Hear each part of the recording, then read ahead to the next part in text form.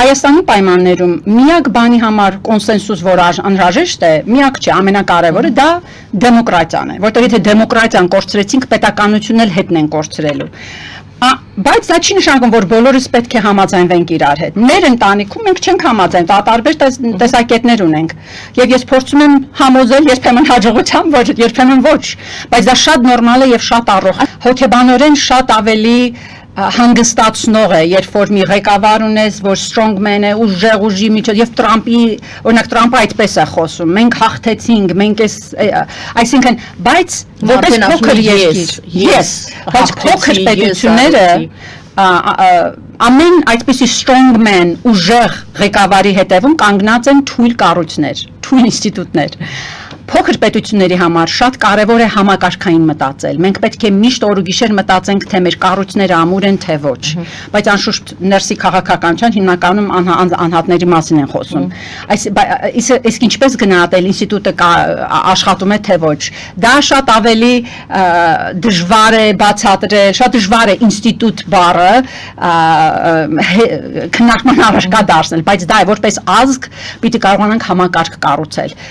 Մենք միշտ ունեցել ենք բյուրոկրատներ, Վրաստանի քաղաքապետները հայեր են եղել, բյուրոկրատներ են եղել, քանի որ Վրաստանը նախասովետական շրջանում, չէ՞, քան Թբիլիսիում, չէ՞, չնայած որ այսինքն դա մի օրինակ եմ ուղղակի բերում, որ մեր մեջ կա, պիտի փորձենք գտնել դա, եւ այն որ կարողացել ենք, մի բան էլ ասեմ, հետսովետական շրջանում էլի սա փաստ է, Հայաստանը համարվել է միշտ նույնիսկ Թավշահեղափոխությունից առաջ մի երկիր, որտեղ բնակչությունը ըստ բնակչության հաշվի ամենամեծ թվով ցույցերն են եղել։ Մինչև Թավիշը։ Եվ ես այդ ստատիստիկայով հպարտանում եմ, անշուշտ ցույցերը եղել են, քանի որ Հայաստան ավտորիտար երկիր է եղել, բայց այն, որ մենք աղմկոտ ազգ ենք, դա պետք է ողջունել։ Միևնույն ժամանակ ինստիտուտ հարգող ազգ պիտի նաև լինենք։ Երբ որ տեսնում եմ ոստիկանի վրա գոռում են, կամ ոստիկանը Հայաստանում զարմանում եմ ուղղակի, Ամերիկայում չես կարող, այսինքն պիտի իշխանություն էլ հարգել կարողանաս, բայց միևնույն ժամանակ իշխանության դեմ պայքարելու ձևեր էլ կան, որ էլի պետք է մնան խաղաղ ճանապարհի մեջ, կառույցների մեջ, փառքասո ազատ խոսքի իրավունքը պահպանված է, այսինքն դեմոկրատիայի շուրջ կոնսենսուս անհրաժեշտ է, բայց դա չի նշանակում, որ բոլորս իրար հետ պիտի համաձայնվենք, բայց դա նաև նշանակում է, որ ուղիները պիտի լինեն, որ մեր համաձայնությունները, անհամաձայնությունները ինստիտուցիոնալ ձևով հարթելով առաջ գնանք։ Քանի 21-րդ խնդիրները այնքան խրթին են լինելու, արհեստական բանականության աճը, կլիմայական փոփոխությունը հսկա խնդիրներ են։ Դա մի հոգի չի կարող լուծել, մեկ խումբ չի կարող լուծել, քաղաքական process է անհրաժեշտ, որ կարողանան այդ եկող խնդիրները challenge, մարտահրավերները կառավարել այնպես, որ հայ ժողովուրդը աճ ապահովի։ Ինչին ենք մենք ականատես եղանք Փաշինյանի այցի ժամանակ եւ ինչպես աշխատել Թուրքիայի հետ։ Նախ ասեմ, որ այցը որպես նախադեպ հսկա նշանակություն ունի։ Եվ այդ այցը օդի մեջից չընկավ, այդ այցը հաջորդեց մոտ 2 տարվա շատ ինտենսիվ դիվանագիտություն երկու երկրների միջև։ Ասեմ, որ չեմ հիշում, խոսեցինք արդեն թե չէ, մարտին ես դրանից հետո հանդիպել ենք թե չէ, բայց մարտին Թուրքիա ես գնացի, որպեսզի հասկանամ Ադրբեջան-Թուրքիա հարաբերությունները եւ դրա շուրջ Foreign Policy ամսագրում հոդված եմ գրել, որ ինչպես է, այսինքն հիմնական թեզն այն է, որ ինչպես է Ադրբեջանը կարողանում թելադրել ամբողջովին զավթել է Թուրքիայի հարավային Կովկասի շուրջ եղած քաղաքականությունը, քանի որ Ադրբեջանը կապում է խաղաղության process-ը Հայաստանի հետ Թուրքիա-Հայաստան հարաբերությունների հետ, այսինքն վիտո իրավունք ունի այս պահին Ալիևը, ես ասում եմ, որ դա Թուրքիայի համար շատ թանկ է, քանի որ Թուրքիան չի կարողանում ռեգիոնալ քաղաքականություն մշակել, ռեգիոնալ, օրինակ supply chains, այսինքն արտադրություն կազմակերպել, եւ սա նաեւ ցիտում եմ շատ մի քանի թուրքական դիվանագետների, արդեն թոշակի անցած դիվանագետների, որ զարմացած են ուղղակի, թե ինչպես է Անկարան այսքան ազատություն տվել Բաքվին հարավային Կովկասում եւ շատ մի քանի ասեմ 30 ինտերվյու արեցի, դրանից մոտ 10-ը, եթե ոչ շատ ավելի 15-ը, շատ հուսահատված էին, որ Հայաստան Թուրքիա սահմանը փակ է, հարաբերությունները չեն խորանում եւ որ դա կապվում է Հայաստան Ադրբեջան հետ եւ քանի որ Ալիևը կարողացել է դա կապել իրար հետ եւ Թուրքիայի քաղաքականությունները այդ էլ կլուծեք հետո ձեր հետ կհարաբերվենք իսկ Ալիևը փաստորեն դա օգտագործում է Հայաստանի սահմանը փակ պահելու համար Թուրքիայի հետ քանի որ եթե այդ սահմանը բացվեց դա հսկա առավելություններ է տալու թե ռեգիոնին, քանի որ թե Թուրքիային, քանի որ հատկապես հաշվի առնելով, որ Իրանի վիճակը այսպիսին է, դա ավելի է կարևորում Հայաստանի միջով իրավական ճանապարհների բացումը Թուրքիայի համար որպես միջին քաշի պետություն դա հողի ջրի նման անհրաժեշտ է եւ Թուրքիայում դա գիտակցում են բայց այդ թե ինչու Ադրբեջանը կարողանում Թուրքիայի վրա այդքան ազդեցություն ունենալ դրա պատճառն այն է որ Էրդողանը ներսից շատ թույլ է քաղաքական առումով եւ ինստիտուտներն էլ արտաքին գործոս նախարարություն եւ այո շատ են թույլացել անհատականացված է քաղաքականություն եւ դրա համար էլ Թուրքիան այսպիսի ոչ օպտիմալ քաղաքականություն է իրականացնում հարավային Կովկասում։ Այս դիպլոմատիայի այս մակարդակը պետք է շարունակվի եւ այն որ այս իսլամական կազմակերպություն, որ Ալիևը կարողացավ դա անցկացնել, դա ինձ թվում է նա հասել է դա արել է քանի որ Փաշինյանին Թուրքիան հրավիրել է։ Դա ավելի շատ լարվածության նշան եմ տեսնում, բայց ենթադրում եմ, այսինքն այդպես եմ ես տեսնում այդ իրավիճակը։ Որ շատ ուրախանակ, այսինքն որ բալանսավոր է։ Այո, դուք Ալիևը Փաշինյանը եկավ այս հայտարարությունը։ Այսինքն Էրդողանը կարող էր ավելի ակտիվ խոսել, չթողնել, բայց չգիտեմ, ես այդ կազմակերպությունը չգիտեմ ինչ որոշումն ինչպես են կայացում, թե Թուրքիան կարող էր դա արգելել, թե ոչ, չգիտեմ ուղղակի։ Բայց այն որ այս հիմիկվա դիպլոմատիայի մակարդակը դա շատ կարևոր է, բայց թե այդ ճեղքը ինչպես խորացնել, շարունակի, բայց Հայաստանի այդ խաչմերուկը, խաղաղության խաչմերուկը դիպլոմատիայի մեջ պետք է հստակ ասվի, թե դա ինչպես ադրբեջանցի ժողովրդին է դա օգնում։ Այդ խաչմերուկի գաղափարը, այդ ծրագիրը հակազդում է Ալիևի առաջ տարած, եթե զուգահեռ նայում եք, այդ ծրագիրը բոլորովին հակառակ է Ալիևի առաջ տարած միջանցքային տրամադրությանը, տրամաբանությանը, կներեք։ Եվ այդ առումով Հայաստանի առաջարկը շատ ավելի stakeholders, շատ ավելի շահառուներ ունի, քան թե Ալիևի առաջ տարը։ Ալիևը չի ուզում բաց ռեգիոն։ Հայաստանի առաջարկածը եւ եթե Հայաստան-Թուրքիա սահմանը բացես, դա ռեգիոնը բացում է։ Ռուսաստանն եւ Թուրքիան մի քիչ հագին տարբերություններ կան դրա մեջ։ Նրանց երկուսն էլ ավտորիտար, երկուսն էլ ներսից լուրջ խնդիրներով, երկուսն էլ նախկինում կայսրություններ,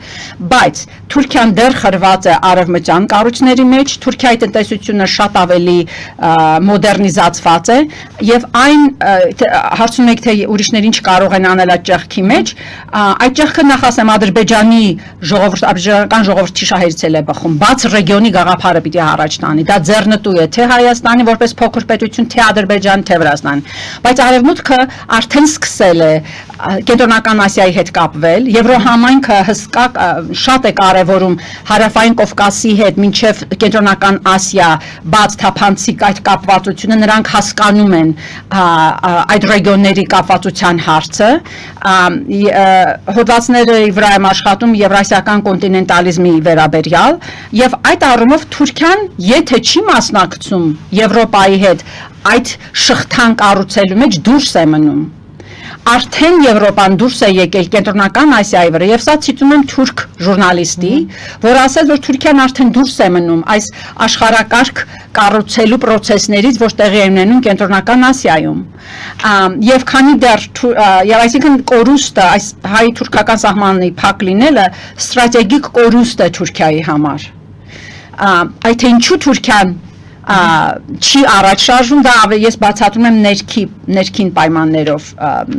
եւ Էրդողանի, այսինքն հիմա օրինակ Իմամօղլուն բանտարկված է, եթե մի այդպիսի այդ կարողացան այսինքն լիբերալիզմը գոնե մի քիչ վերադարձավ Թուրքիայում, արդեն պետությունը սկսում է ուրիշ ձևի մտածել, արդեն ինստիտուտները հետ են վերադառնում, արդեն դու քո երկրի շահերի մասին ես մտածում, ոչ թե մեկ անձի շահերի մասին։ Եվրոպայի համար հատկապես որ արդեն խզում կա Եվրոպայի եւ Ամերիկայի Միացյալ Նահանգների մեջ, դա հատկապես Եվրոհամայնքի ծնունդը որպես անկախ ստրատեգիկ խաղացող դա շատ կարևոր երևույթ է։ Դա նշանակում է, որ եւ Եվրոպան որպես եթե նայում եք Եվրասիական մայրցամաքում երկու խոշոր շարժիչները տնտեսական,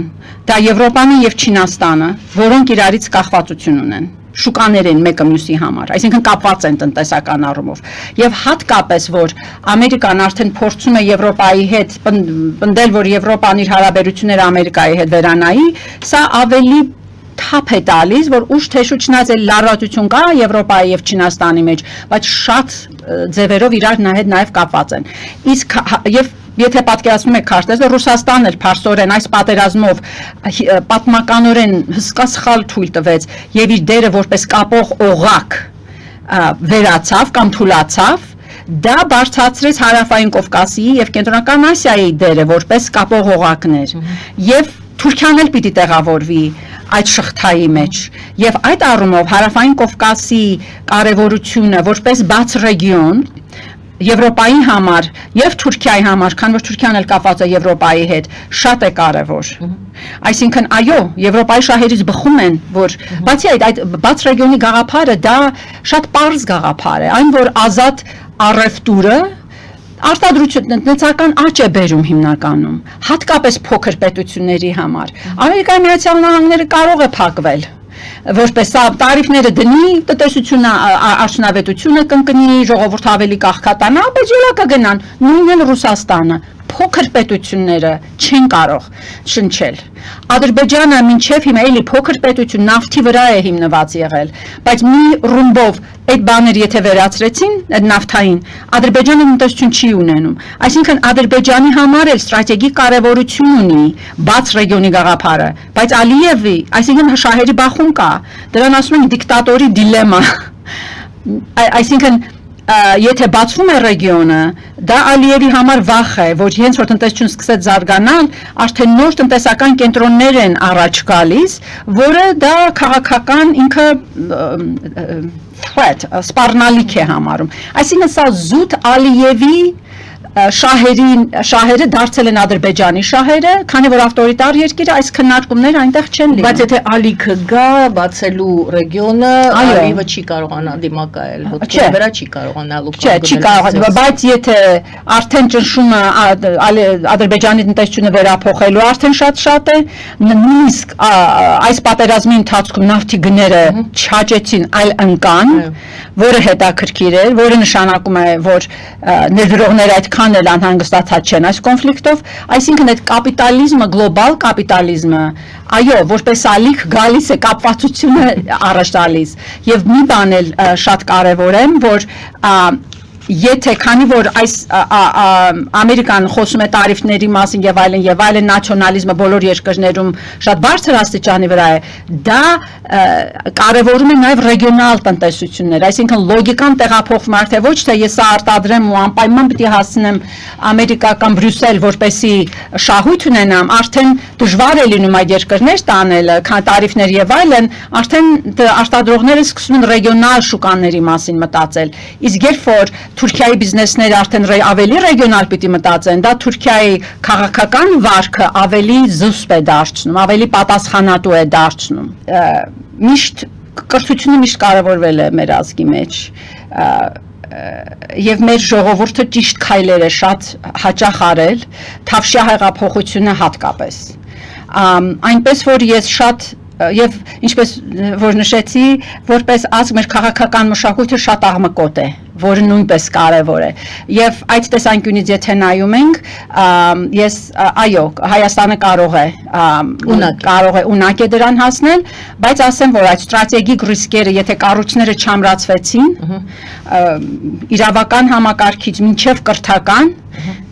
դա է հիմնական ռիսկը Հայաստանի պետականության եւ անվտանգության, այլ ոչ թե Ալիևը կամ պատերազմը Իրանում կամ պատերազմը Ուկրաինայում։